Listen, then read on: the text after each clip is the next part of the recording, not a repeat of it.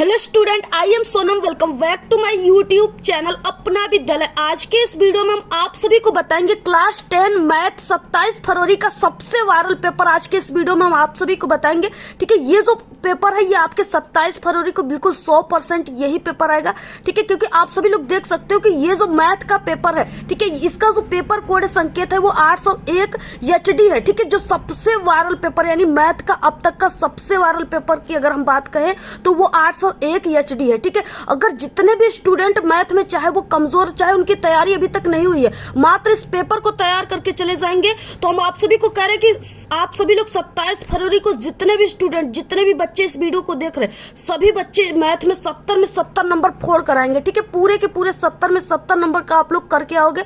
मात्र आप लोग इस पेपर को तैयार कर लेना। और यहाँ पे हम आप सभी को पूरे के पूरे हल के साथ बताएंगे, यानी पूरे सॉल्यूशन के साथ आप सभी को बताएंगे, ठीक है। चाहे आप सभी का ऑब्जेक्टिव क्वेश्चन हो चाहे सब्जेक्टिव क्वेश्चन हो, 2 नंबर और 6 नंबर वाले, ठीक है, सभी क्वेश्चन को हल करके बताएंगे। और जितने भी स्टूडेंट मैथ में कमजोर भी है, उनको मैथ नहीं आती ना, इस वीडियो को देखने के बाद वो मैथ में उन मैथ को बहुत अच्छे तरीके से लगा लेंगे, ठीक है। यहाँ पे हम आपको कुछ ऐसे ट्रिक और टिप्स भी बताएंगे, ठीक है। और ये जो पेपर कोड है 801 HD, इसमें जितने भी क्वेश्चन है बिल्कुल 100% वायरल क्वेश्चन है, ठीक है। बिल्कुल यही क्वेश्चन आएगा। आप सभी लोग अगर 27 फरवरी के आप सभी का मैथ का पेपर है ना, अगर 1 घंटा पहले भी एग्जाम से इस पेपर को देख रहे हो तो आप लोग बहुत लकी इंसान हो, ठीक है, अगर देख लोगे तो। क्योंकि सभी के सभी क्वेश्चन इसी पेपर से आने वाले हैं। सबसे पहले देखिए, यहाँ पे आपको अनुक्रमांक और यहाँ पे आपको नाम लिखना है, ठीक है। आपको यहाँ पे जो समय मिलेगा मैथ में वो 3 घंटे 15 मिनट की समय मिलेगी। जितने भी स्टूडेंट इस पेपर को 27 फरवरी के 1 घंटे पहले भी देख लेंगे ना, तो वो इस पेपर को मात्र हम आप सभी को कह दे कि आप लोग 250 पे इस पूरे पेपर को सॉल्व करके बैठ जाओगे, ठीक है। यहाँ पे देखिए क्या है, ये जो है पूर्णांक 70 का है। जितने भी स्टूडेंट इस पेपर को देख रहे पूरे के पूरे 70 में 70 छाप कर आएंगे, ठीक है। बिल्कुल फोड़ करके आएंगे, आग लगा करके आएंगे, धुएं करके आएंगे, ठीक है। यहाँ पे पहले है कि निर्देश दिया है 15 मिनट आपको प्रश्न पत्र को पढ़ना है। प्रश्न पत्र 2 खंडों में विभाजित है, खंड अ और खंड ब है, ठीक है। खंड अ जो है इसमें 20 ऑब्जेक्टिव क्वेश्चन है, जिसका आंसर आपको OMR सीट पे देना है, ठीक है। और आप सभी को नीले और काले डार्ट पेन, इस तरीके से डार्ट पेन का यूज करना है। अगर एक बार आप लोग उत्तर को अंकित कर दिए, ठीक है, एक बार उत्तर को गोले को भर दिए, तो उसको आपको नहीं मिटाना है। इरेजर का यूज नहीं करना, नहीं व्हाइटनर का यूज करना है आप सभी को, ठीक है। यहाँ पे क्या है, आप सभी के जो 20 ऑब्जेक्टिव क्वेश्चन है उसके लिए आप सभी को 1 घंटे का समय दिया जाएगा, ठीक है। और बाकी उसके बाद दूसरा खंड है ब, जिसमें वर्णनात्मक प्रश्न रहेंगे। और इसमें आप सभी के 2 नंबर 4 नंबर और 6 नंबर वाले क्वेश्चन रहेंगे, जिसको आपको सॉल्व करने के लिए 2 घंटे का समय दिया जाएगा, ठीक है। अब और यहाँ पे देखिए, इस खंड में कुल कितने 5 क्वेश्चन है। और प्रत्येक प्रश्न के प्रारंभ में स्पष्ट लिख दिया गया है कि आपको कितने खंड करना है। अगर 6 खंड दिया है, लिखा है कि 5 खंड करना है, तो सिर्फ आपको 5 क्वेश्चन के ही आंसर को सॉल्व करना है उसके। और देखिए यहाँ पे सबसे इंपॉर्टेंट ये निर्देश दिया है कि प्रथम प्रश्न से आपको आरंभ करना है, हल करना क्वेश्चन को, ठीक है, और अंत तक करते जाना है। और जो प्रश्न आप सभी को नहीं आता है ना, उसमें आपको समय बिल्कुल भी नष्ट नहीं करना, क्योंकि मैथ है, ठीक है। इसमें आपकी थोड़ी की समय, 1 मिनट की समय जो है इसकी बहुत ही कीमत है, ठीक है। इसलिए आपको कोई एक क्वेश्चन नहीं आता है, उसको आप लोग को समय वेस्ट नहीं करना है। उसके अगले क्वेश्चन को प्रश्नोत्तर संख्या डाल करके लिख देना है, ठीक है, हल कर लेना है। सबसे पहले देखिए यहाँ से शुरू होता है ऑब्जेक्टिव क्वेश्चन। इससे पहले आप लोग इस वीडियो को जरूर लाइक करना, क्योंकि इस वीडियो में हम आपको बहुत ही मेहनत के साथ सभी क्वेश्चन के आंसर को हल करके बताने वाले हैं, ठीक है। सबसे पहले देखिए खंड अ है और यहाँ पे बहुविकल्पी क्वेश्चन है। तो यहाँ पे देखिए सबसे पहले क्वेश्चन से स्टार्ट करते हैं। यहाँ पे ऑब्जेक्टिव क्वेश्चन, जो कि 20 ऑब्जेक्टिव क्वेश्चन रहेंगे। पहला क्वेश्चन है द्विघात समीकरण 3x का स्क्वायर माइनस 6h, ठीक है, प्लस 4 = 0 का विभेद कर होगा। इस तरीके से यहाँ पे दिया है, ऑप्शन कई दिया है। सबसे पहले आपको देखिए इसको सॉल्व कैसे करना है, यहाँ पे ये तरीका हम आप सभी को बता दें, ठीक है। तो यहाँ पे देखिए पहले ऑब्जेक्टिव क्वेश्चन को कैसे सॉल्व करना है। सबसे पहले दिया है जो मान, उसको आप लोग लिख लीजिए। यहाँ पे 3x का स्क्वायर माइनस, ठीक है, यहाँ पे 6x प्लस 4 = 0, इसको आपको लिख देना है। यहाँ पे 3x का स्क्वायर माइनस 6x, ठीक है, प्लस 4 = 0। इस तरीके से अब आप सभी को इस सूत्र का जो तुलना करना है आपको इससे करना है, ठीक है। ax का square plus bx plus c = 0, इससे आप सभी को तुलना करना है, ठीक है। तो यहाँ पे यानी जो a का मान है, तो यहाँ पे a का मान क्या है 3 दिया है, b का मान क्या है 6 दिया है, और यहाँ पे c का मान जो है वो 4 दिया है, ठीक है। इस तरीके से बाकी आपको x नहीं लिखना है। तो यहाँ पे हम लिख देते हैं सभी मानों को, a बराबर 3, ठीक है, और b बराबर जो है 6 माइनस 6 दिया है, ठीक है। उसके बाद यहाँ पे क्या है, c इक्वल कितना दिया है 4 दिया है। इस तरीके से अब देखिए यहाँ पे आपको विभेदकर का सूत्र याद होना चाहिए, तभी आप लोग इस सवाल को हल कर पाओगे। ठीक है, तो डी बराबर से सूत्र होता है बी का स्क्वायर माइनस 4ac। ये क्या है, विभेदकर का सूत्र है। आप लोग इसको तैयार कर लेना, क्योंकि इस पे आप सभी के जरूर सवाल आपके 27 फरवरी के मैथ के पेपर में आएंगे। ठीक है, गणित के पेपर में। अब देखिए आप सभी को क्या करना है, ये जो फॉर्मूला सूत्र है ना, इसी पर आप सभी को यानी इनसे यानी जो भी मान है a बराबर यहाँ पे 3, b बराबर -6, c बराबर 4, ठीक है, ये जो दिया ना आपको इसी अब सूत्र पे इन मानों को रख देना है। अब देखिए आप सभी को क्या करना है, यहाँ पे मान को रख देते हैं d बराबर, ठीक है, जो भी मान है पहले कि यहाँ पे b का स्क्वायर है, तो b का स्क्वायर का मान कितना दिया है, यहाँ पे -6 दिया है। ठीक है, तो इसको हम रख देंगे, b का स्क्वायर है तो इसको हम कोष्टक में रखेंगे, यहाँ पे हो जाएगा, ठीक है, -6 का स्क्वायर। इसके बाद यहाँ पे क्या हो जाएगा, सूत्र में माइनस दिया लगा दीजिए यहाँ पे। इसके बाद 4 दिया है, 4 यहाँ पे 4 दिया है, 4 को हमने लिख दिया। उसके बाद a, ठीक है, a का मान कितना दिया है, a का मान हमने 3 यहाँ पे है, तो इसको हम यहाँ पे इसके इंटू में है, गुणे में, तो इसको हम ऐसे रखेंगे। ठीक है, 3, फिर उसके बाद इंटू यहाँ पे क्या हो जाएगा, c का मान कितना दिया है, 4 दिया है, तो यहाँ पे हम 4 रख देंगे ऐसे। ठीक है, इस तरीके से रखने के बाद अब देखिए यहाँ पे क्या हो जाएगा, d बराबर, अब ये 6 यानी यहाँ पे क्या है -6, इस तरीके से इसका स्क्वायर है, तो यहाँ पे हम क्या करेंगे, यहाँ पे -6 इंटू -6 इसका हम गुणा करेंगे। ठीक है, जब इसका आप लोग गुणा करोगे तो ये माइनस माइनस कितना हो जाएगा, प्लस हो जाएगा, और ये हो जाएगा 36। ठीक है, और इसके बाद यहाँ पे माइनस लगाए तो यहाँ पे माइनस, उसके बाद यहाँ पे देखिए 4 × 12 और 12 चौके क्या होता है, 48 होता है, तो यहाँ पे आपको 48 लिख देना है। ठीक है, अब यहाँ पे देखिए d बराबर, अब ये यहाँ पे -48 है, ये बड़ा है, तो इसमें से -48 में से 36 जाएगा तो कितना बचेगा, -12 बचेगा। ठीक है, क्योंकि ये बड़ा वाली चिन्ह का मान है, तो यहाँ पे d बराबर हमारा विभेदकर का जो मान निकलेगा वो -12 निकलेगा। ठीक है, तो यहाँ पे कौन सा ऑब्जेक्टिव देखिए राइट हो जाएगा, तो यहाँ पे देखिए, यहाँ पे ऑप्शन नंबर क्या है, डी वाला राइट हो जाएगा, -12। ठीक है, इसके बाद अगला क्वेश्चन देखिए क्या है, दूसरा नंबर। अब इसके बाद देखिए अगला क्वेश्चन है दूसरा समीकरण 3x + 2y = 6। ठीक है, तथा y बराबर 0 का हल होगा, यानी यहाँ पे जो है मान दिया है और y का मान जो है 0 दिया है, तो इसको आप सभी को हल करना है, इसका मान हल करने पर कितना आ जाएगा। ठीक है, तो यहाँ पे देखिए सबसे पहले इसको हम हल करते हैं दूसरे नंबर को। ठीक है, यहाँ पे मान क्या दिया था, 3x + 2y = यहाँ पे 6। ठीक है, और जो y बराबर था वो y बराबर कितना था, y बराबर 0 था, इस तरीके से। अब देखिए इसको हम सॉल्व करेंगे। ठीक है, यहाँ पे 3x हो जाएगा और प्लस यहाँ पे 2, ठीक है, इंटू y का मान कितना हमें रखना है, 0 रखना है, तो यहाँ पे हम 0 रख देंगे बराबर 6। अब देखिए यहाँ पे क्या हो जाएगा, ये हो जाएगा 3x तो अपने जगह पर है 3x प्लस, ठीक है, और 2 का जब हम गुणा 0 में करेंगे तो यहाँ पे 0 आ जाएगा। ठीक है, तो यहाँ पे क्या आ गया, 0 आ गया, तो इसको हम प्लस को हम नहीं लिखेंगे, बराबर यहाँ पे 6 लिख दिए। अब यहाँ पे हमारा x बराबर मान क्या आ जाएगा, देखिए ये 6 अपने जगह पर है, बाकी ये 3 जो है इसके गुणे में है x के। ठीक है, बराबर के इधर जाएगा तो ये भाग में हो जाएगा, तो ये 3 क्या हो जाएगा, 6 के बटे में आ जाएगा, तो यहाँ पे क्या हो जाएगा, x बराबर 3 दूना के 6, 2 आ गया। ठीक है, तो x बराबर हमारा 2 आंसर आ गया। ठीक है, x बराबर 2 आ गया। उसके बाद देखिए अब y का मान अगर हम यहाँ पे रखते हैं, y बराबर कितना दिया, हमारा 0 दिया है। ठीक है, तो यहाँ पे हम रखेंगे इसी सूत्र पे, इस सूत्र पे हम रखेंगे। ठीक है, यहाँ पे हो जाएगा 3 इंटू, अब यहाँ पे देखिए x का मान हमें मिल गया है, यहाँ पे क्या मिल गया है, 2 मिल गया है, तो इसको हम 2 लिख देंगे। और उसके बाद यहाँ पे हो गया, और यहाँ पे प्लस दिया है तो प्लस रखना है, प्लस। ठीक है, 2 इंटू y का मान कितना आया है, y का मान यहाँ पे क्वेश्चन में ही बोला है कि 0 रखना है, y का मान 0, तो यहाँ पे हम 0 रख देते हैं और बराबर यहाँ पे 6 हो गया। यहाँ पे देखिए ये 3 दूना के 6 हो जाएगा। ठीक है, और यहाँ पे प्लस, यहाँ पे तो 0 है ये। ठीक है, और यहाँ पे बराबर 6 हो जाएगा, तो यहाँ पे ये जो 6 है ये प्लस में है। ठीक है, अब इधर जाएगा तो ये 6 कितने में हो जाएगा, यानी इधर ये माइनस में हो जाएगा, और ये 0 के बराबर आप लोग y रख सकते हो। ठीक है, क्योंकि y बराबर 0 क्वेश्चन में ही दिया है, तो यहाँ पे क्या है, y बराबर क्या हो जाएगा, ये 6 जो है ये प्लस में है, बराबर के इधर जाएगा, ये माइनस में हो जाएगा। ठीक है, तो यहाँ पे ये 6 अपने जगह पर है और ये 6 बराबर के इधर आ गया, तो ये -6 हो गया। ठीक है, बराबर ये इससे क्या हो गए, ये खत्म हो गए। ठीक है, y बराबर कितना आ गया, यहाँ पे 0 आ गया, इस तरीके से।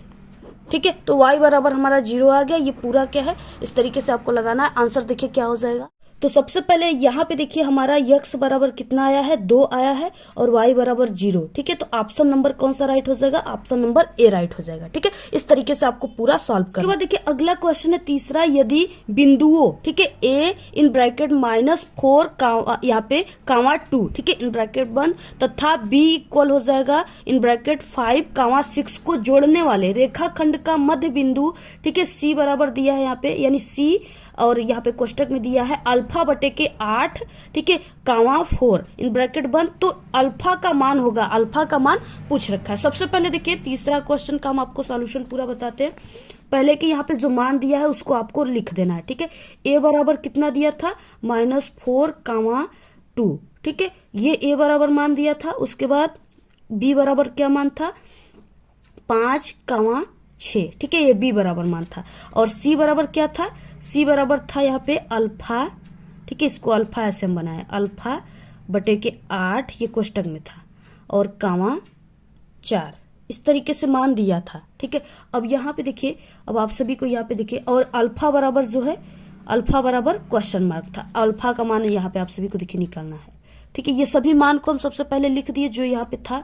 अब उसके बाद देखिए इसको हम मान लेते हैं, यानी ये जो मान है इसको हम, यहाँ पे सूत्र क्या हो जाएगा, सबसे पहले इसका सूत्र हो जाएगा x बराबर, ठीक है, x1 प्लस x2 बटे के 2, ठीक है, और y बराबर क्या हो जाएगा, y1 प्लस y2 बटे के 2, इस तरीके से हो जाएगा।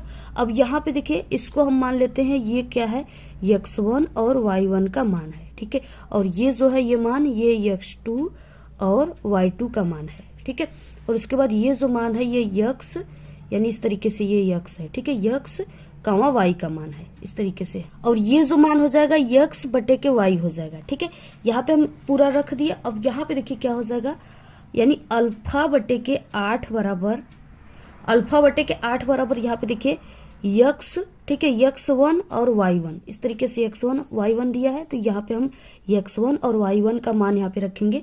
ठीक है, तो यहाँ पे -4 और प्लस x2 का मान जो है, x2 का मान आप सभी को रखना है। ठीक है, तो x2 का मान यहाँ पे कितना है, 5 दिया है x2 का, तो यहाँ पे आप सभी को 5 लिखना है। ठीक है, और बटे के ये 2 हो जाएगा। अब यहाँ पे देखिए इसका हम ऐसे इंटू कर देते हैं। ठीक है, ये 2 का इसमें हम करेंगे अल्फा में, तो ये क्या हो जाएगा, 2 अल्फा। ठीक है, 2 अल्फा बराबर यहाँ पे 8 का इसमें करेंगे, तो ये क्या हो जाएगा, 8 चौके 32 होता है, -32। ठीक है, प्लस यहाँ पे 8 पंचे 40 होता है, तो यहाँ पे 40 हो गया। तो यहाँ पे देखिए 2 अल्फा बराबर क्या हो गया, यहाँ पे ये +40 जो है बड़ा है। ठीक है, +40 में से -32 जाएगा तो कितना बचेगा, सिर्फ यहाँ पे 8 बचेगा। ठीक है, प्लस का 8 बचेगा यहाँ पे।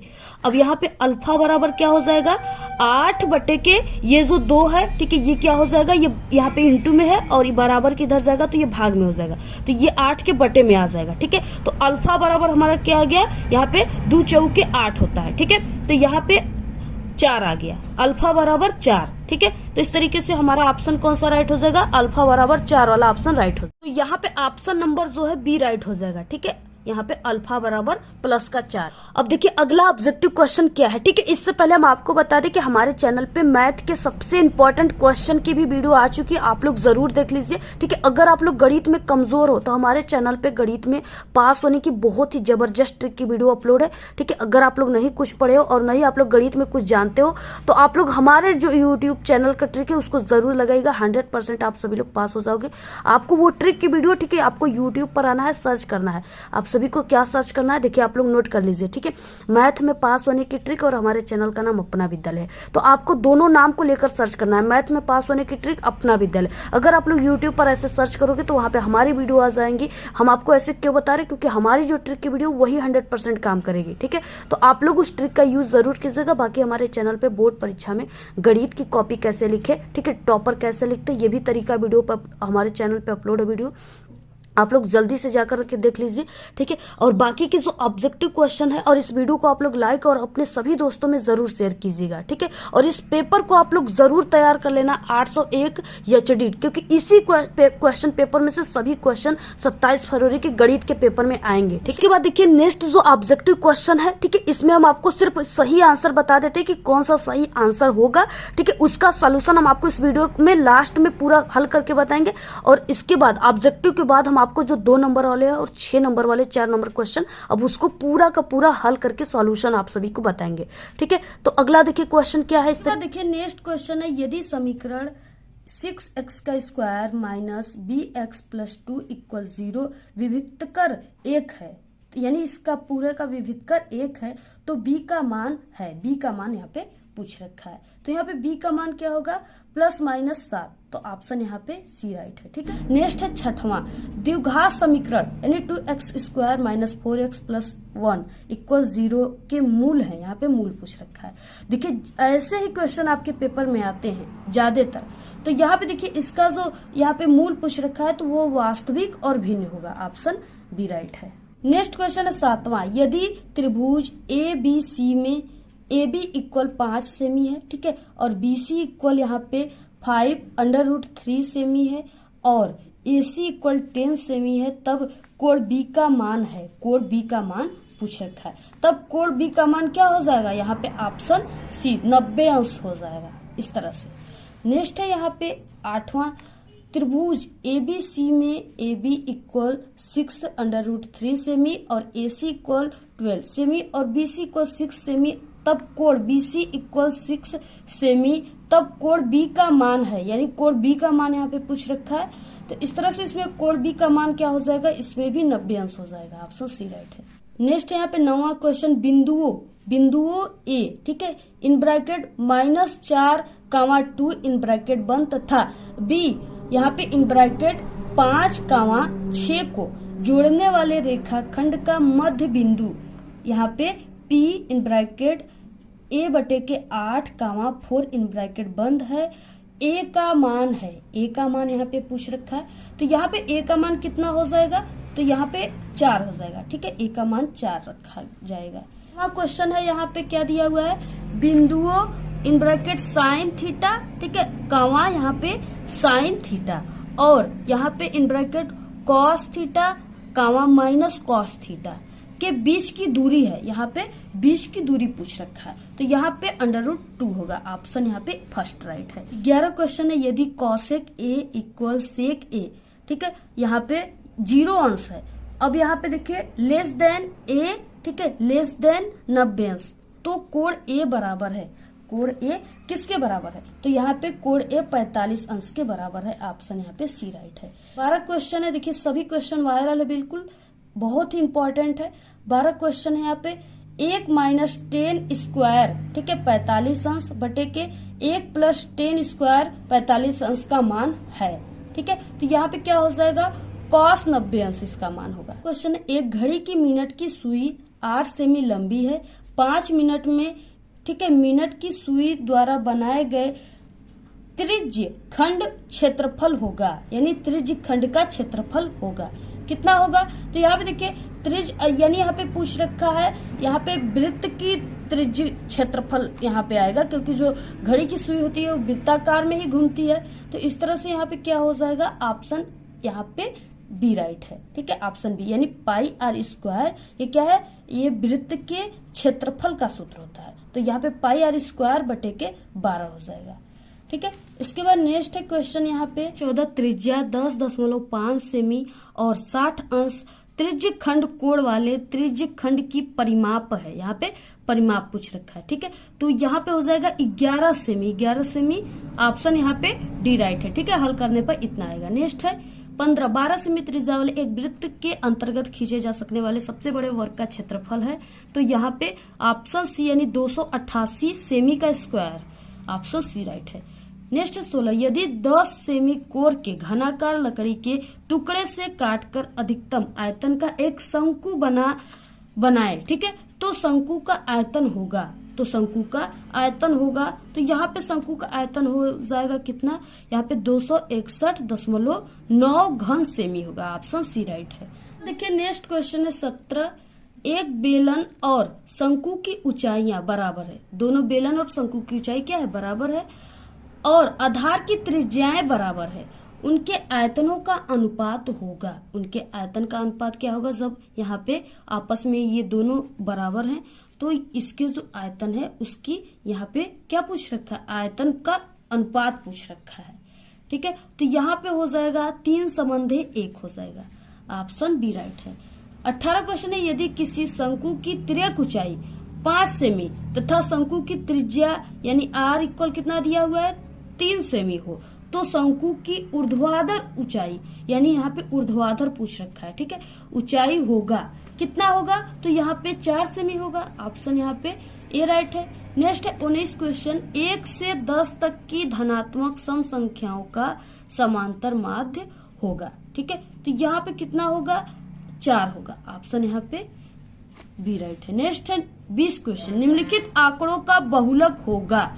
यहाँ पे क्या पूछ रखा है, बहुलक पूछ रखा है। ठीक है, तो इनके आंकड़ों का जो बहुलक होगा वो यहाँ पे 25 होगा। ऑप्शन यहाँ पे बी राइट है। देखिए इसके बाद आ गया यहाँ पे, देखिए खंड ब यानी 21 क्वेश्चन है। सभी खंड आप सभी को करना है। इसमें पहला क्वेश्चन दिया हुआ है, सिद्ध कीजिए कि एक त्रिभुज की एक भुजा के मध्य बिंदु से होकर दूसरी भुजा के समांतर खींची गई रेखा तीसरी भुजा का समद्विभाजित करती है। ठीक है, और ये 2 नंबर वाले क्वेश्चन है। इसमें आप सभी को किस तरह से इसको हल करना है, चलिए हम आप सभी को पूरा का पूरा हल करके इसका आंसर लाकर आपको काफी अच्छे से समझाकर बताते हैं। तो यहाँ पे देखिए हल क्या हो जाएगा।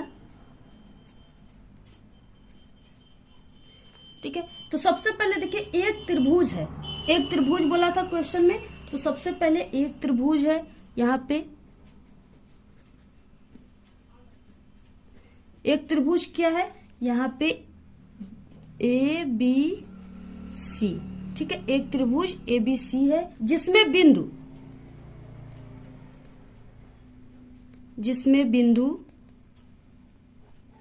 बिंदु क्या है, यहाँ पे D, AB। ठीक है, D, AB का मध्य बिंदु है तथा बिंदु D से एक रेखा खींची जो BC के समांतर है। वो रेखा बिंदु E पर AC रेखा को प्रतिच्छेद करती है। ठीक है, तो हम आपको सबसे पहले लिख लेते हैं, इसके बाद आपको समझाएंगे।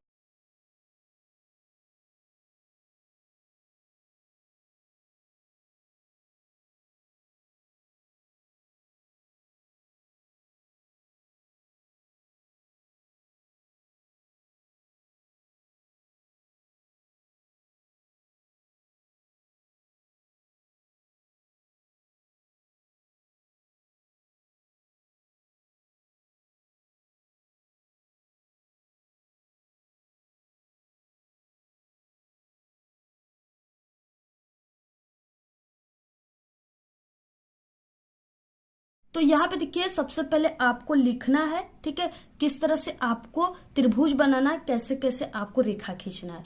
तो यहाँ पे एक त्रिभुज ABC जिसमें बिंदु D, यहाँ पे AB का मध्य बिंदु है। ठीक है, जिसमें जो D है वो AB का क्या है, मध्य बिंदु है बिल्कुल। और यहाँ पे देखिए तथा बिंदु D से एक रेखा खींची जो BC के समांतर है। यहाँ पे बिंदु D है, उससे जब एक रेखा खींचा जा रहा है, जो खींचा गया है वो BC के क्या है, समांतर है बिल्कुल, यानी इस तरह से समांतर है। और यहाँ पे क्या है, वह रेखा बिंदु E पर, वही रेखा यानी BC जो है, यानी वही रेखा बिंदु E पर AC रेखा को प्रतिच्छेद करती है, यानी उसको छेद कर रही है, काट रही है। ठीक है, तो इस तरह से देखिए आपको सबसे पहले यहाँ पे सिद्ध करना है आपको इसमें। ठीक है, तो यहाँ पे आपको लिखना है सिद्ध करना है।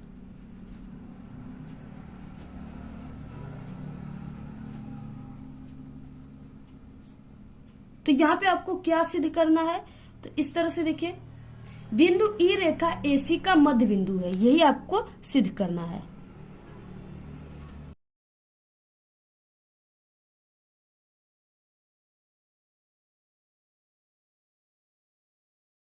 कि सबसे पहले आप सभी को यहाँ पे त्रिभुज ABC बना लेना है। ठीक है, तो यहाँ पे हम एक त्रिभुज बनाते हैं। इस तरह से।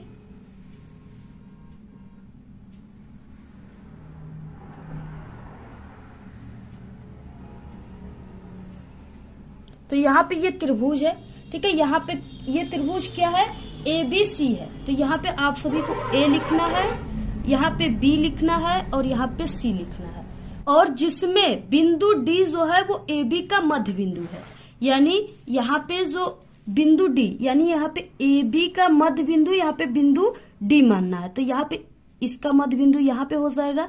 तो यहाँ पे हम क्या मान लेते हैं, D मान लेते हैं, ठीक है। अब इसको हम इसमें, यानी यहाँ पे जो बिंदु D है, ठीक है, इसमें यहाँ पे मिलाएंगे तो ये मान लीजिए यहाँ पे E हो गया। तो जो E है वो किसको प्रतिच्छेदित कर रहा है, AC को प्रतिच्छेदित कर रहा है, ठीक है। और यही आपको सिद्ध करना है। तो यहाँ पे देखिए ये हो गया त्रिभुज, और इस तरह से इसका यहाँ पे सभी मान को हमने दर्शा दिया। और उसके बाद देखिए यहाँ पे क्या हो जाएगा, चूंकि जो यहाँ पे D, AB का मध्य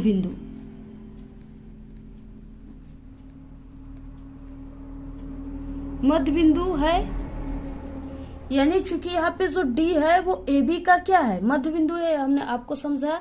तो यहाँ पे क्या हो जाएगा, AD बटे के DB, ठीक है। यहाँ पे देखिए A और D, ठीक है, और बटे यहाँ पे D और B, बटे के यहाँ पे D और B। तो ये दोनों क्या है, आपस में ये बराबर होंगे, यानी इसके AB का मान हम 1 मान लेते हैं। तो ये दोनों मान बराबर होंगे क्योंकि इसके बिल्कुल मध्य बिंदु है। तो यहाँ पे इसका भी मान, यानी यहाँ पे DB का मान भी हो जाएगा 1। तो यहाँ पे 1 हो जाएगा इस तरह से। और यहाँ पे देखिए अब क्या हो जाएगा, यहाँ पे और यहाँ पे DE, जो DE है यानी यहाँ पे D और E है, ठीक है, ये समांतर है, किसके है, BC के। DE जो है ये इसके क्या है, इसके समांतर है बिल्कुल। तो यहाँ पे DE और यहाँ पे समांतर BC हो जाएगा, ठीक है। तो यहाँ पे B और C हो तो यहाँ पे क्या हो जाएगा, AD बटे के यहाँ पे DB, ठीक है, और यहाँ पे AE बटे के EC, ठीक है। यहाँ पे थेल्स प्रमेय से ये लग रहा है। अब यहाँ पे देखिए क्या हो जाएगा, यहाँ पे AD और बटे के यहाँ पे DB, AD बटे के DB में यहाँ पे क्या है, बराबर इसकी क्या है, 1/1 है, ठीक है। तो यहाँ पे हम इसके प्लेस पे 1/1 रखेंगे। तो यहाँ पे जब हम रखेंगे तो क्या हो जाएगा, 1/1 और यहाँ पे AE बटे के EC। अब देखिए यहाँ पे क्या हो जाएगा, इसका तिर्यक का गुणा हो जाएगा, यानी इस तरह से ऊपर नीचे।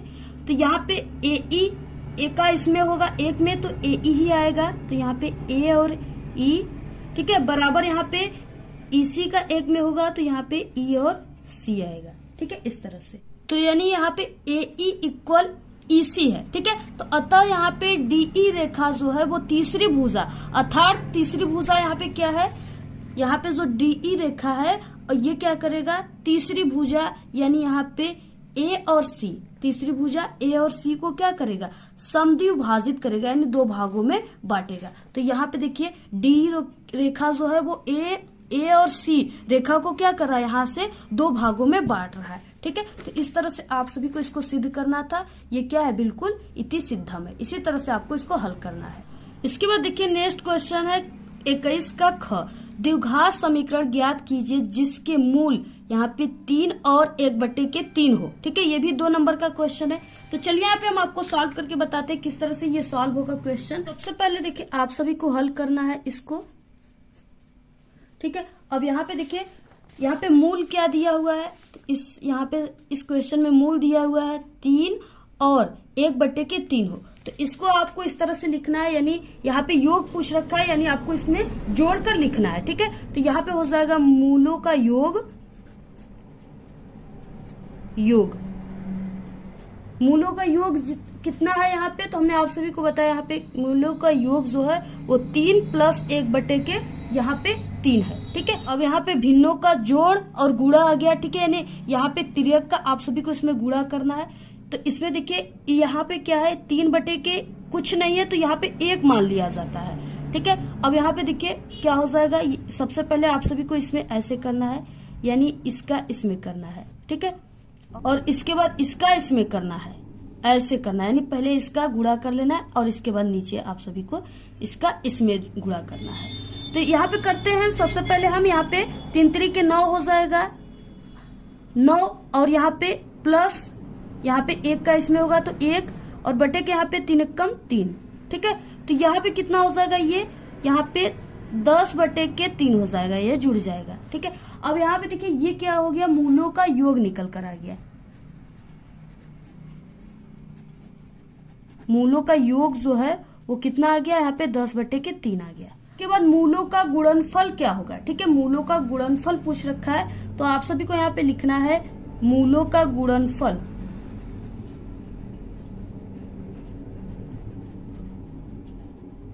तो मूलों का गुणनफल जो है इसी को अब आप सभी को गुणा के रूप में लिखना है। तो यहाँ पे हो जाएगा 3, ठीक है, इंटू 1 बटे के 3।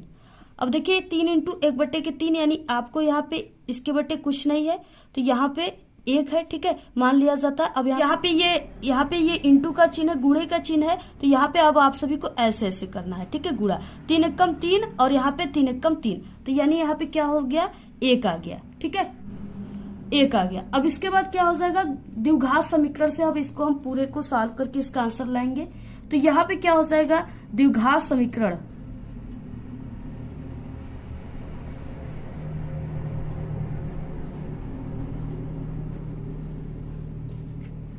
द्विघात समीकरण क्या हो जाएगा, x का स्क्वायर माइनस यहाँ पे मूलों का योग।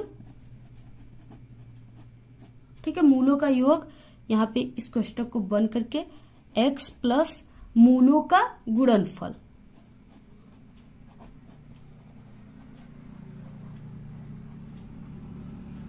ठीक है, मूलों का गुणनफल यानी बराबर 0, इसके बराबर यहाँ पे जगह नहीं था, यहाँ पे इसके बराबर क्या हो जाएगा, 0 हो जाएगा।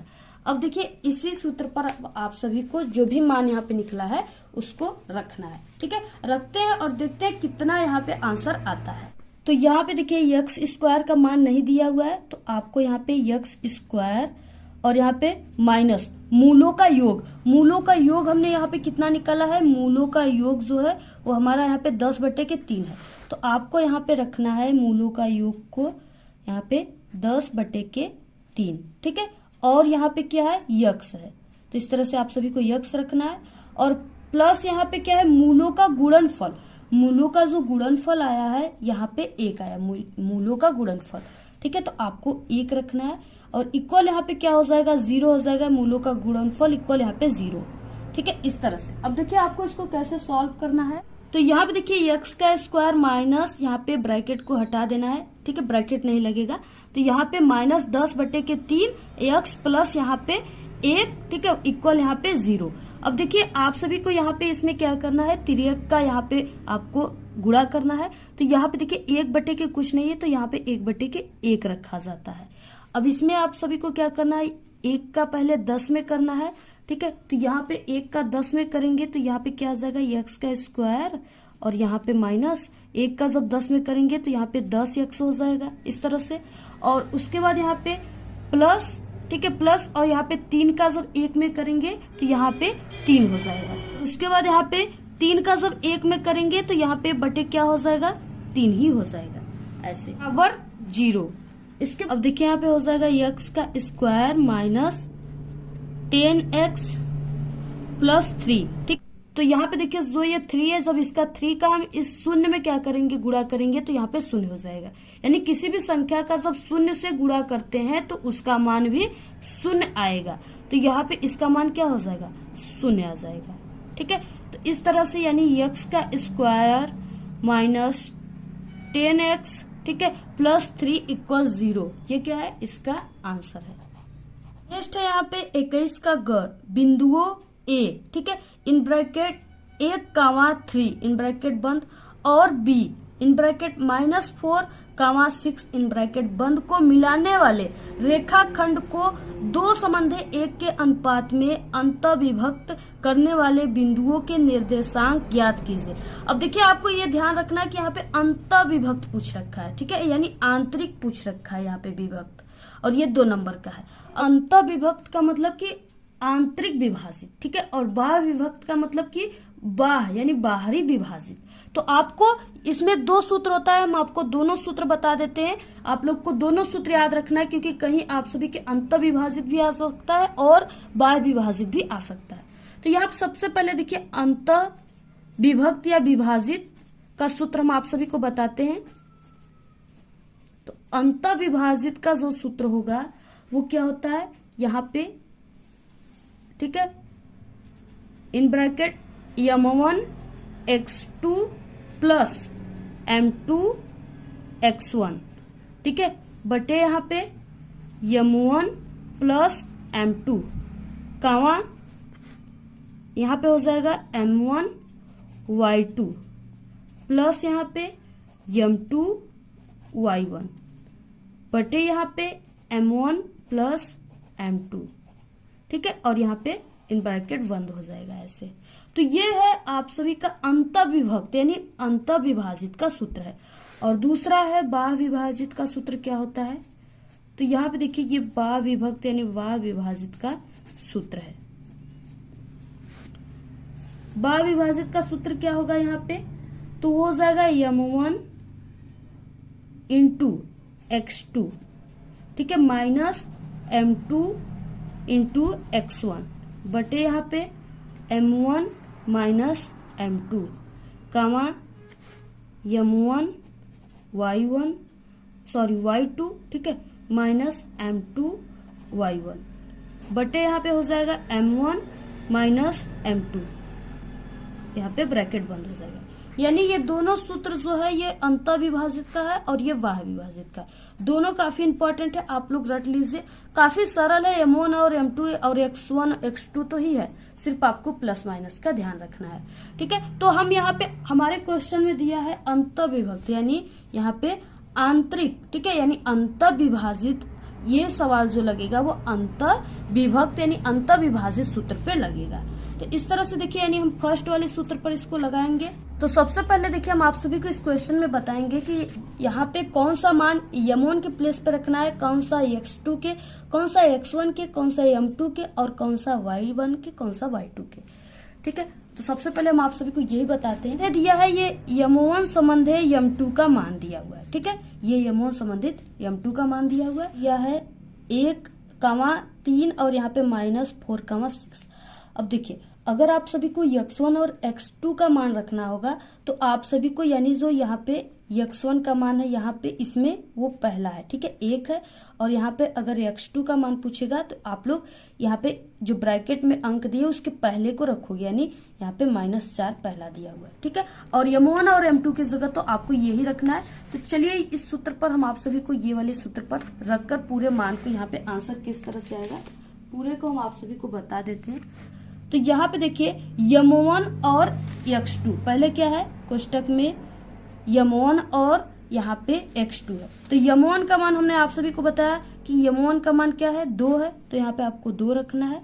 और उसके बाद यहाँ पे इंटू का है क्योंकि m1 और x2 जो है वो इंटू में है, ठीक है। तो सबसे पहले आपको ये रखना है।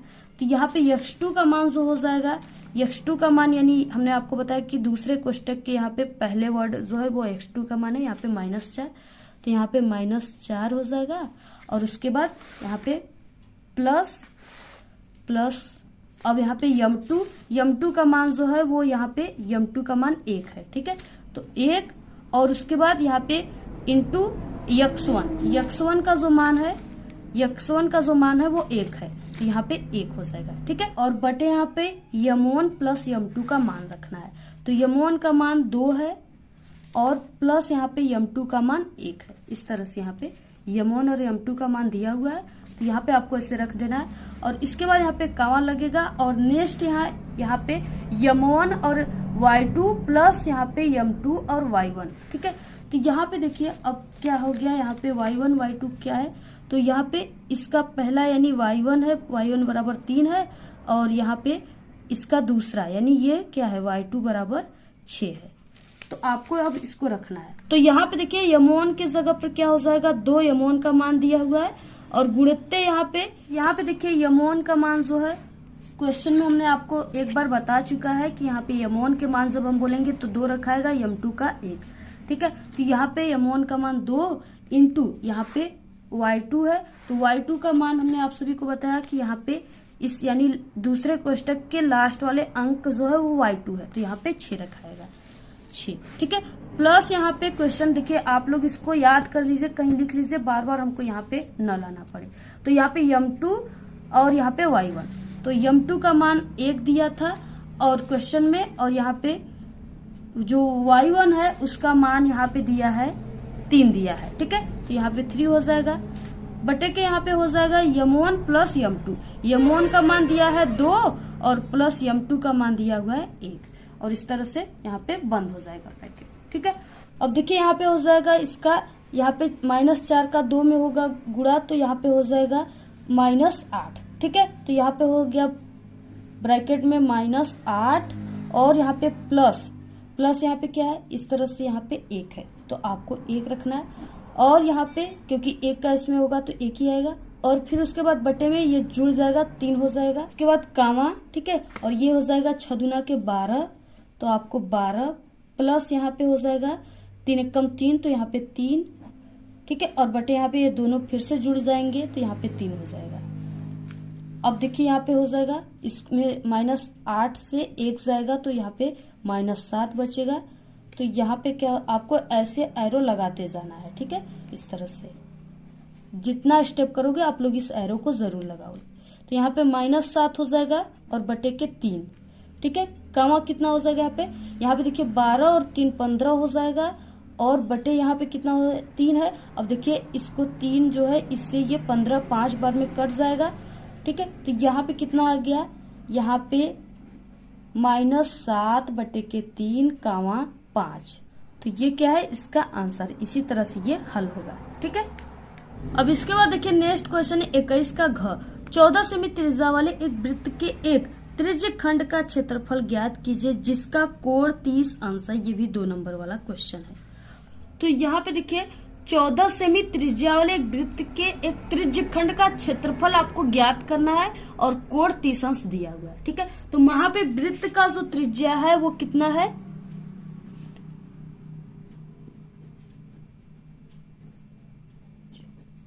ठीक है। वृत्त की त्रिज्या यहाँ पे वृत्त की त्रिज्या यानी त्रिज्या को r से शो करते हैं, तो r बराबर 14 सेमी दिया हुआ है। और इसके बाद यहाँ पे कोण जो है वो यहाँ पे 30 अंश दिया हुआ है, ठीक है। अब देखिए त्रिज्य खंड का जो क्षेत्रफल है वो कितना हो जाएगा, तो यहाँ पे आपको लिखना है त्रिज्य खंड का क्षेत्रफल।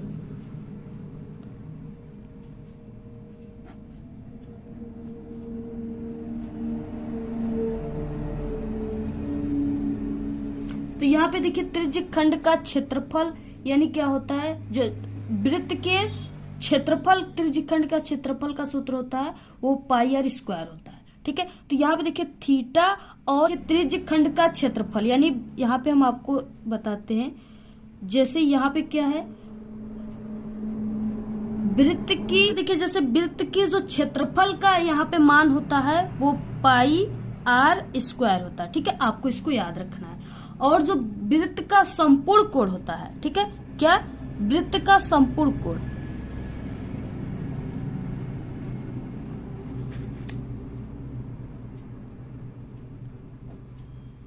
कोण होता है वो 360 अंश होता है। इसको भी आपको याद रखना है, ठीक है। वृत्त का संपूर्ण कोण 360 होता है और वृत्त के क्षेत्रफल का जो मान होता है वो पाई r स्क्वायर होता है। तो यहाँ पे देखिए त्रिज्य खंड का क्षेत्रफल यानी कि जो दिया है यहाँ पे कोण थीटा, और इसके बाद संपूर्ण वृत्त का यहाँ पे कोण, संपूर्ण वृत्त का जो कोण होता है वो 360 अंश होता है, और इंटू यहाँ पे पाई r स्क्वायर। और चूंकि आप लोग पाई का मान जानते ही हो, पाई का मान होता है 22/7 होता है, ठीक है, पाई का मान। अब यहाँ पे देखिए क्या हो जाएगा, यहाँ पे त्रिज्यिक खंड का क्षेत्रफल हो जाएगा यहाँ पे जो थीटा है इसका मान दिया हुआ है क्वेश्चन में 30 अंश, तो यहाँ पे आपको लिखना है 30 अंश और बटे के यहाँ पे 360 अंश। ठीक है, 360 अंश हो गया और इंटू यहाँ पे देखिए 22 बटे के 7, तो 22 बटे के 7 हो गया और इंटू यहाँ पे देखिए आर स्क्वायर का मतलब यहाँ पे आर का मान दिया हुआ है 14 सेमी और इसका मान यानी 2 बार रखना है, आर का स्क्वायर दिया। ठीक है, तो 14 इंटू 14 यहाँ पे देखिए 30। ठीक है, 30 से कम 30, देखिए यहाँ पे जो 30 है, ठीक है, इस 30 को यानी यहाँ पे जो है इसको एक बार में काटेगा। ठीक है, तो 1 हो गया और उसके बाद 1 और यहाँ पे कितना बचा, यहाँ पे जब 30 को काट दिया 30 से तो यहाँ पे 6 बचा और 0 यानी 60 बचा। अब देखिए ये 30 यहाँ पे 60 को कितने बार में काटेगा, 2 बार, तो यहाँ पे 1 बटे के कितना हो जाएगा 12 और इसके बाद 1 बटे के 12 हो गया, यहाँ पे 1 बटे के 12 इंटू यहाँ पे जो यहाँ पे 22 है वो यहाँ पे 22 और यहाँ पे ये 7 है, इसको 1 14 को काट देगा। ठीक है, यहाँ पे इसको 2 बार में काटेगा, 7 दूना के 14, तो यहाँ पे हो जाएगा 2 इंटू फिर से 14 इस तरह से। ठीक है, अब यहाँ पे देखिए 2 1 कम 2, 2 6 के 12, तो यहाँ पे ये फिर उसके बाद देखिए यहाँ पे ये 22 जो है वो 2 से 11 बार में कटेगा, तो यहाँ पे ये कट गया और इसके बाद यहाँ पे यानी 2 1 कम 2, 2 1 कम 2 और यहाँ पे 2 तिहाई 6। ठीक है, तो यहाँ पे देखिए अब क्या क्या बचा उसको यहाँ पे बिल्कुल क्लियर लिख देते हैं, तो यहाँ पे हो जाएगा 11 बटे के यहाँ पे 3 और इंटू यहाँ पे 14। ठीक है, क्या हो जाएगा 14 1 कम 14, तो 14 का 4 हो जाएगा, फिर उसके बाद 14 का इसमें पढ़ेंगे फिर 14 और एक हासिल 14 का हो जाएगा यहाँ पे 15, तो इस तरह से हो जाएगा 154 और बटे के 3। ठीक है, अब इसका इसमें भाग दे दोगे तो यहाँ पे हो जाएगा 3 5 15 हो जाएगा। ठीक है, और इसके बाद 3 5 15 हो गया, इसके बाद यहाँ पे 4 है, 4 3 का 4 में एक बार जाएगा, इसके बाद यहाँ पे एक शून्य बढ़ाओगे और यहाँ पे एक दशमलव बढ़ेगा। ठीक है, और फिर से यहाँ पे कितना हो गया 10 हो गया और 3 का 10 में कितने बार भाग जाएगा, तो 3 3 के 9 यानी कि 3 बार जाएगा। ठीक है, फिर से वहां पे दशमलव यहाँ पे बढ़े 3 अंक तक 0 बढ़ेगा, फिर से वहां 10 हो जाएगा, फिर से यहाँ पे 3 बार जाएगा। तो यहाँ पे कितना आंसर हो गया, यहाँ पे इसका आंसर हो गया, तो यहाँ पे त्रिज्यिक खंड का क्षेत्रफल पूछ रखा था, तो यहाँ पे कितना आ गया, त्रिज्यिक खंड का जो क्षेत्रफल है वो यहाँ पे 51.33 वर्ग सेमी होगा। ठीक है, इसका मात्रक जो होता है वो क्या होता है 51.33 वर्ग सेमी, इसका आंसर है। ठीक है, ये क्षेत्रफल निकला हुआ है। इसके बाद देखिए नेक्स्ट है यहाँ पे 21 का अड़ा क्वेश्चन, x और y में एक ऐसा संबंध ज्ञात कीजिए कि बिंदु, ठीक है, इन ब्रैकेट x, y बिंदुओं यहाँ पे इन ब्रैकेट 3, 6 और यहाँ पे इन ब्रैकेट -3, 4 से समदूरस्थ हो। ठीक है, तो यहाँ पे देखिए जब आप सभी लोग इसको हल करोगे तो इसका जो आंसर आएगा वो यहाँ पे आएगा 3x + y - 5 = 0। ठीक है, ये क्या है, इसका आंसर है। तो आप लोग इसी हिसाब से इसको हल कर लीजिएगा और आंसर को मिला लीजिएगा। ठीक है, इसके बाद देखिए नेक्स्ट क्वेश्चन है यहाँ पे दिया, जो 7.6 सेमी लंबा एक रेखाखंड खींचिए और इसे 5:8 के अनुपात में विभाजित कीजिए, तो दोनों भागों को मापिए, यानी आपको मापना है। ठीक है, तो जब दोनों भागों को मापेंगे तो यहाँ पे इसका आंसर क्या हो जाएगा AC। ठीक है, यहाँ पे संबंधे CB, तो यहाँ पे इसके बराबर ये 5 संबंधे 8 आ जाएगा। ठीक है, इसको सिद्ध करना है तो आपको ऐसे ही इसको सॉल्व करना है, इतना आंसर आएगा। आंसर सिर्फ हम आपको बता रहे हैं, आप लोग इसको अच्छे से अपने से सॉल्व करोगे तो ये क्वेश्चन आप लोग, ठीक है, नहीं भूलोगे, आप लोग एग्जाम में भी अच्छे से इसको सॉल्व कर लोगे। नेक्स्ट है 22 क्वेश्चन है, निम्नलिखित में से किन्हीं 5 खंडों को हल कीजिए। ये 5 खंडों को हल करना, ये 4 नंबर वाला क्वेश्चन आ गया यहाँ से। पहला यहाँ पे सिद्ध कीजिए 1 + 10 का स्क्वायर A, ठीक है, और यहाँ पे बटे 1 + cot का स्क्वायर A इक्वल यहाँ पे इन ब्रैकेट 1 - 10A, ठीक है, बटे यहाँ पे 1 - cot A का पूरे का होल स्क्वायर। इस तरह से दिया हुआ है, इसको आपको सिद्ध करना है। तो इसको आप लोग जब सिद्ध करोगे तो यहाँ पे हो जाएगा 1 - 10A बटे के 1 - cot ए, ठीक है, इसका स्क्वायर आ जाएगा, यानी यहाँ पे राइट हैंड साइड, ठीक है। ये ऐसे आपको इसको सिद्ध करना है, इतना सिद्ध करेंगे तो आप लोग इसका आएगा सिद्ध होकर मान। ठीक है, विमाओं यानी कि 5.5 semi into 10 semi into 3.5 semi वाला एक घनाभ बनाने के लिए 1.75 सेमी व्यास और 2 मिमी मोटाई वाले कितने चांदी के सिक्के को पिघलाना पड़ेगा। सिक्कों को पिघलाना पड़ेगा चांदी के, तो यहाँ पे 400 सिक्के को पिघलाना पड़ेगा, ये आंसर हो जाएगा, ठीक है, इस तरह से। और इसके बाद देखिए नेक्स्ट क्वेश्चन दिया हुआ है यहाँ पे। नेक्स्ट है यहाँ पे किसी कार के प्रत्येक पहिए का व्यास 8 सेमी है। यदि यह कार 66 किमी प्रति घंटे की चाल से चल रही है तो 10 मिनट में प्रत्येक पहिया कितने चक्कर लगाएंगे, ठीक है। तो यहाँ पे देखिए कितने चक्कर लगाएंगे, इसका सिर्फ हम आप सभी को आंसर बता देते हैं, बाकी आप लोग इसको सॉल्व कर लीजिएगा। तो यहाँ पे देखिए 10 मिनट में जो प्रत्येक पहिया है कार के, जो प्रत्येक पहिया है वो कितना चक्कर लगाएगा, 4375 चक्कर लगाएगा, ठीक है। तो इतना आंसर आएगा हल करने पर। हम आप सभी को आंसर बता देते हैं, आप लोग उसी हिसाब से हल कर लीजिएगा। यहाँ पे हम हल करेंगे तो वीडियो ज्यादा लंबी हो जाएगी।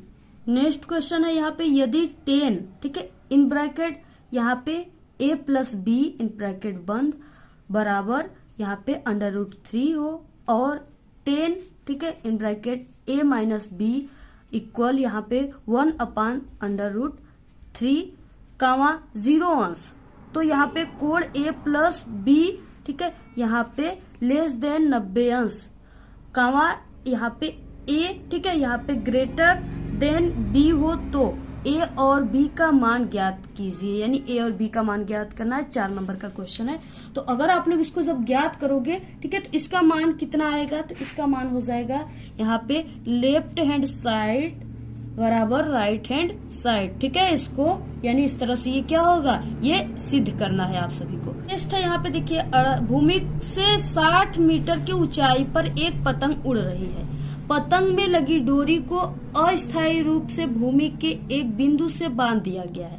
भूमि के साथ डोरी का झुकाव 60 अंश है। यह मानकर कि डोरी में कोई ढील नहीं है, डोरी की लंबाई आपको ज्ञात करना है, ठीक है। तो यहाँ पे देखिए जो डोरी का लंबाई है वो कितना आ जाएगा, यहाँ पे डोरी का जो लंबाई है पूरा डोरी का अभिष्ट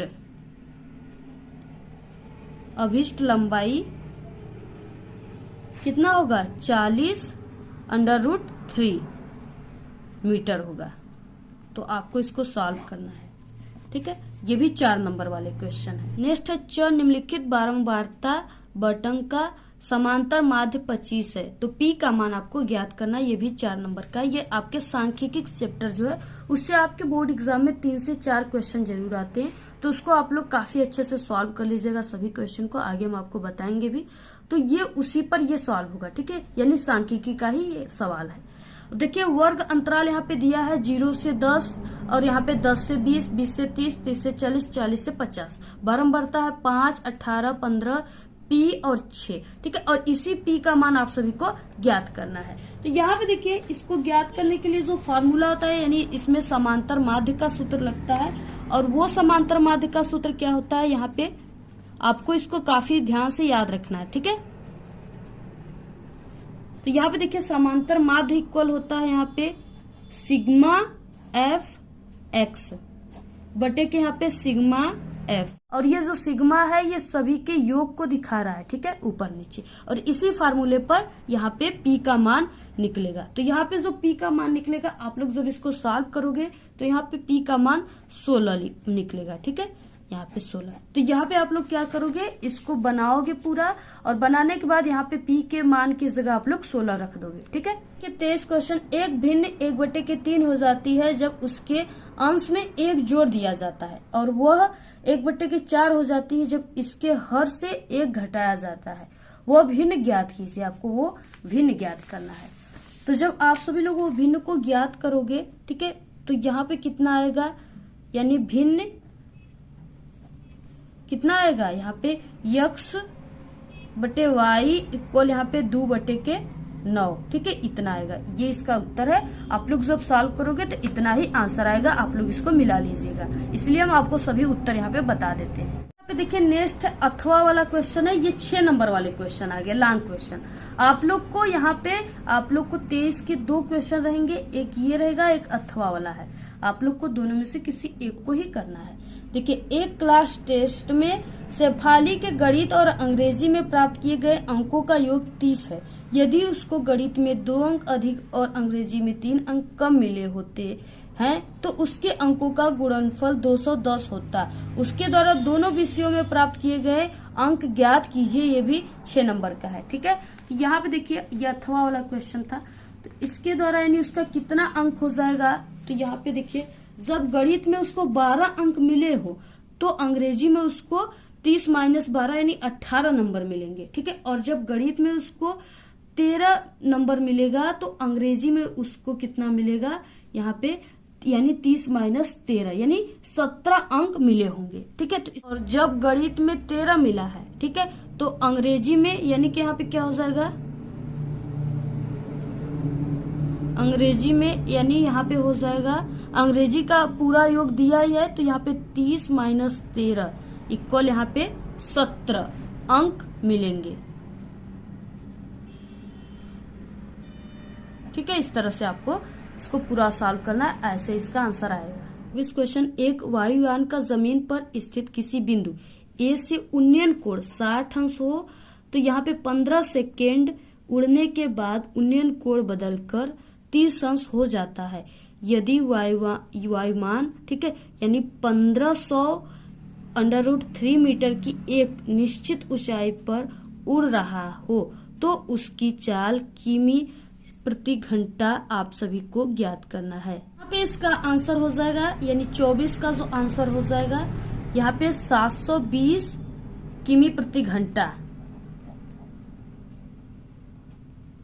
ये इसका आंसर हो जाएगा, ठीक है। यही आंसर आप लोग सॉल्व करोगे तो आएगा। नेक्स्ट है इसके बाद अथवा वाला क्वेश्चन और सभी 6 नंबर वाले क्वेश्चन है। निम्नलिखित आंकड़ों यानी 225 बिजली उपकरणों के प्रेक्षित जीवन काल घंटों में आपको सूचना देते हैं। तो यहाँ पे आपको जीवन काल घंटों में दिया हुआ है, यानी 0 से 20, 20 से 40, 40 से 60, 60 से 80 और 80 से 100, 100 से 120, ठीक है, दिया हुआ है। और बारंबारता भी 10, 35, 52, 61, ठीक है, 38, 29 इस तरह से दिया है। आप सभी को उपकरणों का बहुलक यानी आपको जीवन काल इसका ज्ञात करना है। अब देखिए, जब आप लोग इसका जीवन काल ज्ञात करोगे तो यहाँ पे यानी आएगा कि उपकरणों का बहुलक जीवन काल जो है वो कितना निकलेगा। उपकरणों का बहुलक जीवन काल 65.625 घंटे निकलेगा, ठीक है, होगा। ये क्या है, उपकरणों का बहुलक जीवन काल। तो इस तरह से आपको लिखकर ये मान लिख लेना। नेक्स्ट क्वेश्चन है यहाँ पे 25, रेखीय युगपत समीकरण 4x - 5y + 10 इक्वल यहाँ पे 10 तथा 2x + y = 6 का ग्राफ खींचकर हल कीजिए कि इन रेखाओं तथा x अक्ष से बने त्रिभुज के शीर्षों के निर्देशांक ज्ञात कीजिए, ठीक है। ये भी 6 नंबर का है। तो यहाँ पे देखिए 25 का आंसर हो जाएगा दोनों रेखाओं का हल, x = 1 और यहाँ पे y = 4 है।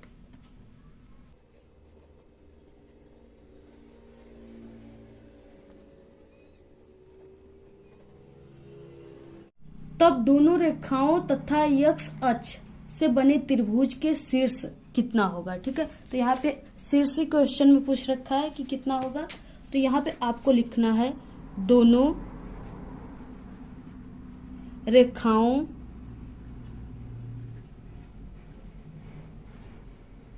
तथा x अक्ष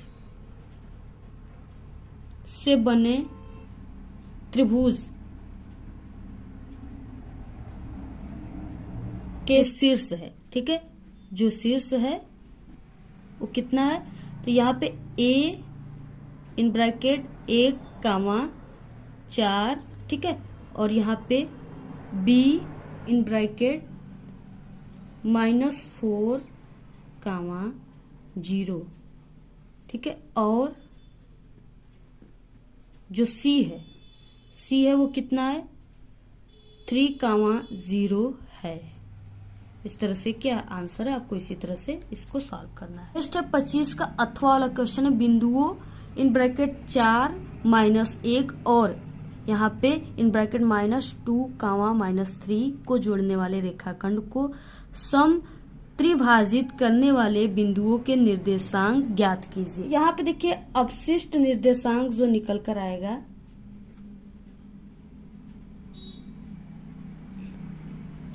वो कितना हो जाएगा, तो यहाँ पे तो जो इसका निर्देशांक आएगा, ठीक है, वो 2,5/3 और